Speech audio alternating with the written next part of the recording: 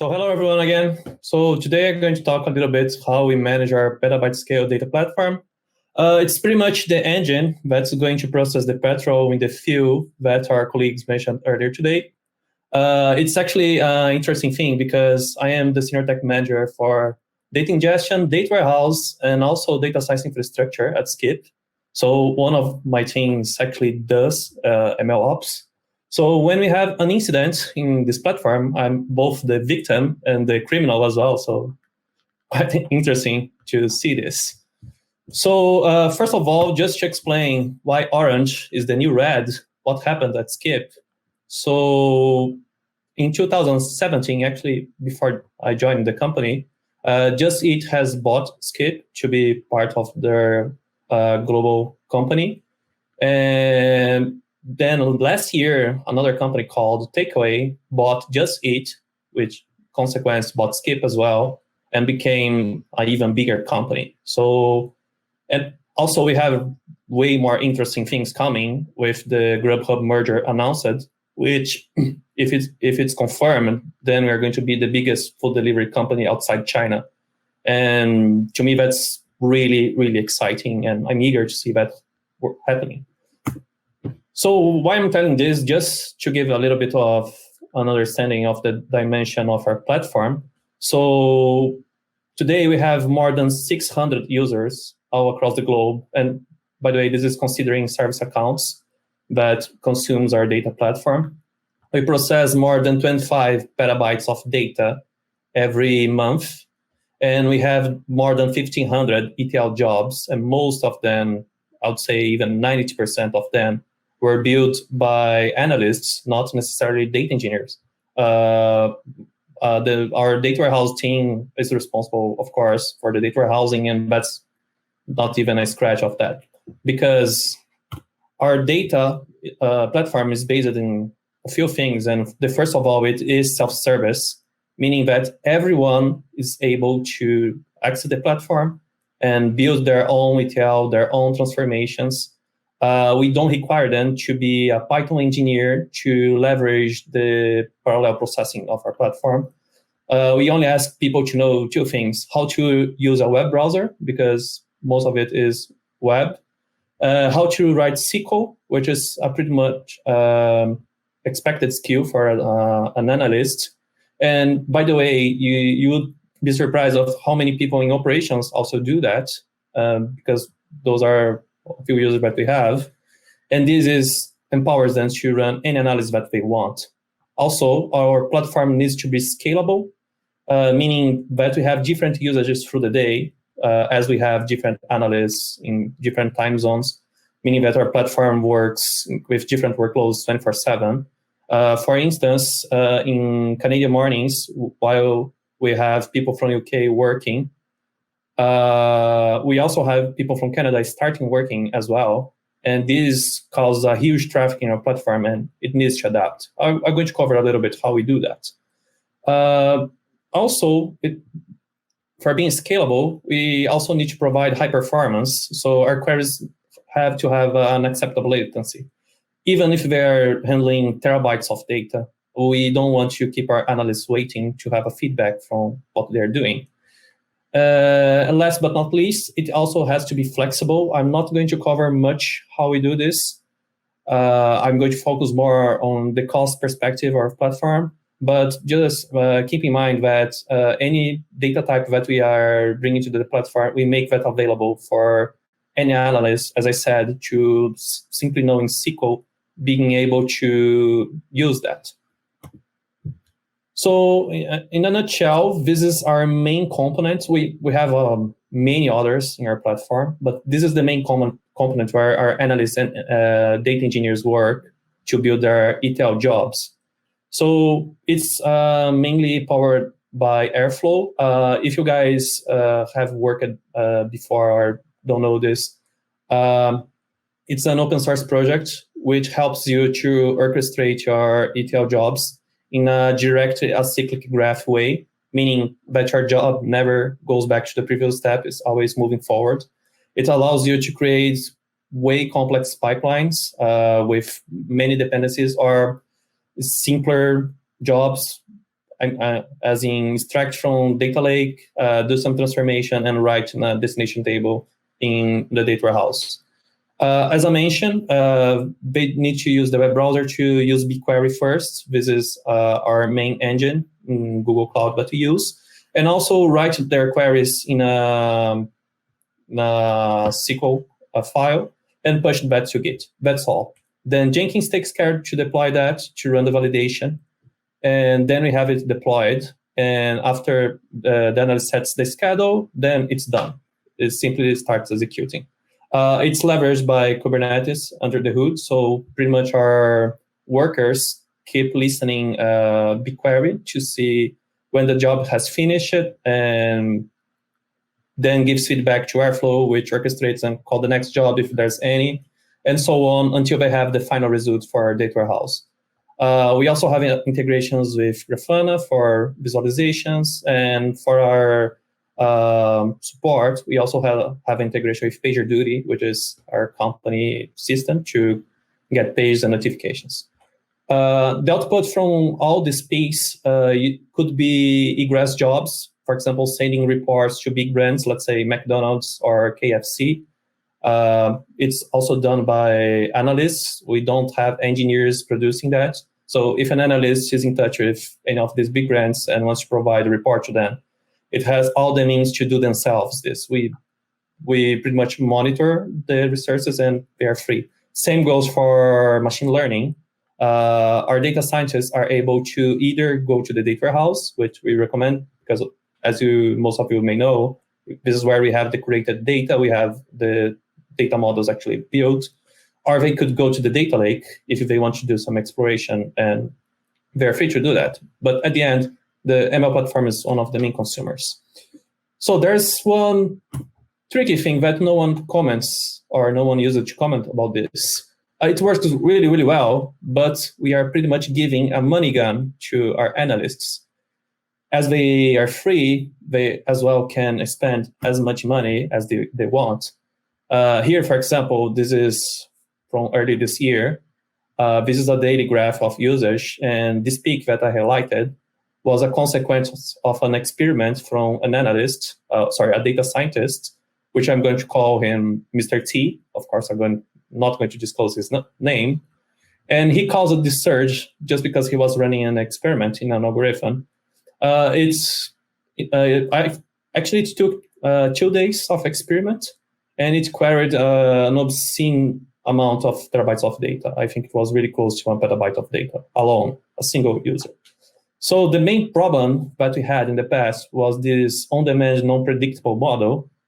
And some people thought, yeah, this actually was free usage. I was not bounded, but that's not entirely true because even though it's on demand, you have a certain limit of resources, which Google calls, say it's 2,000 slots. And I'm going to cover in a bit what is a slot.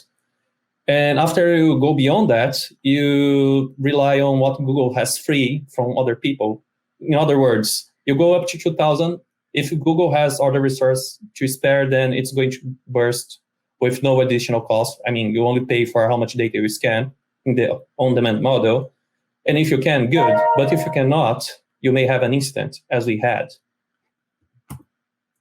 So in response to the on-demand model, we started exploring the flat rate model, which work actually with the computational units from Google. And now I'm going to explain a little bit with how it works. This is not Google propaganda, by the way. I'm just saying because the platform works really great for us.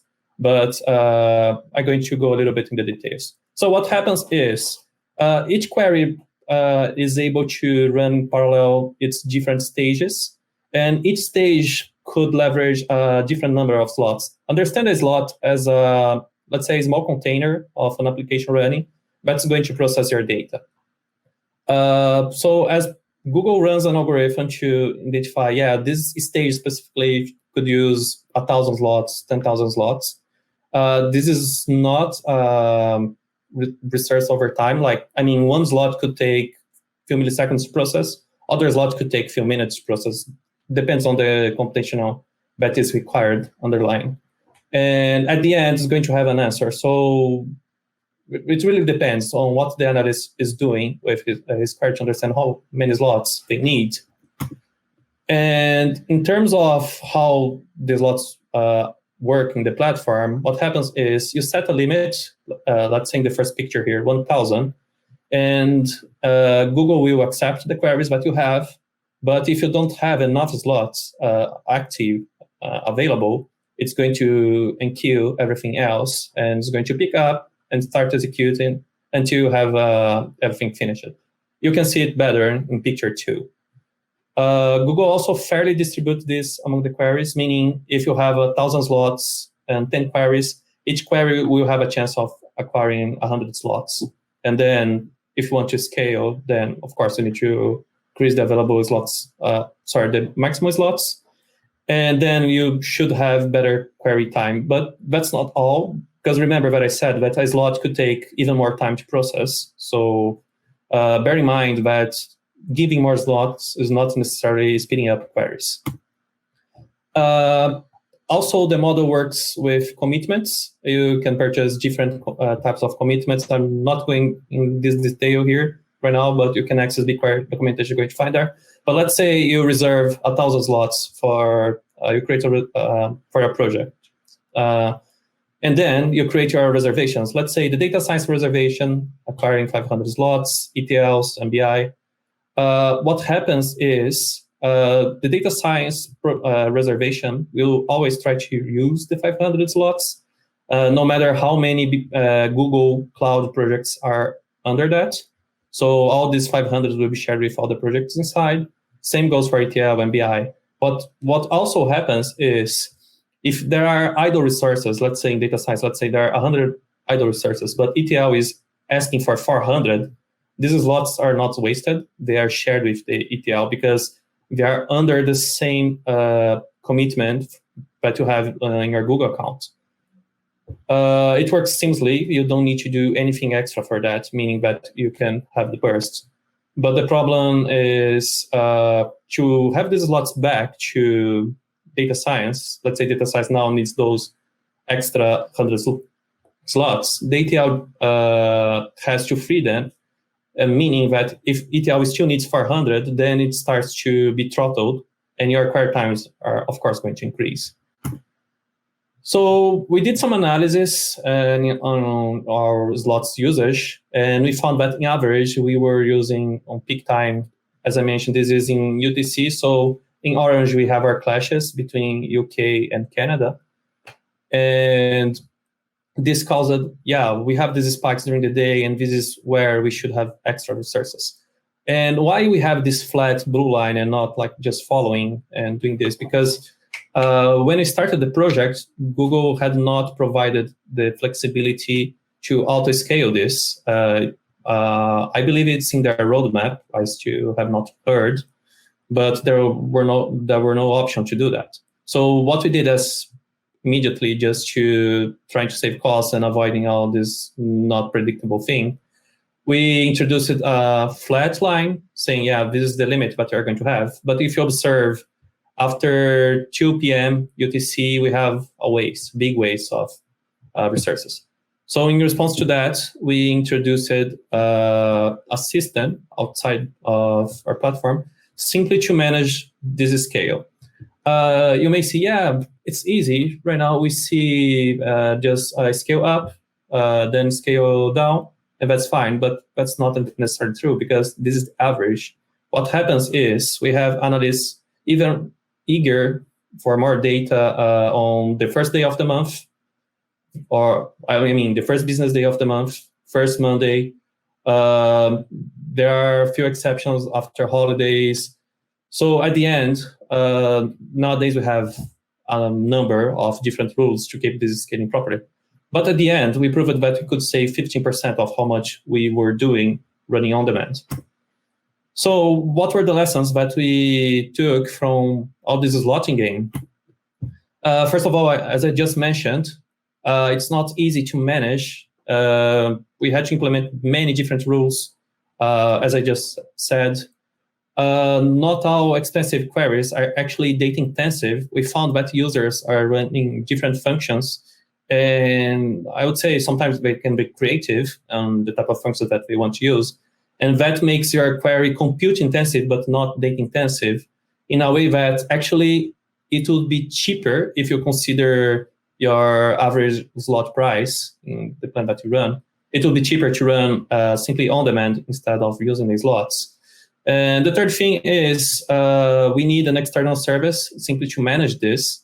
As of now, it's responding to simply a schedule, but in the future, we want to make this responding to metrics. If our query times, let's say P95 start going up, then we add more slots as long as we are not consuming everything.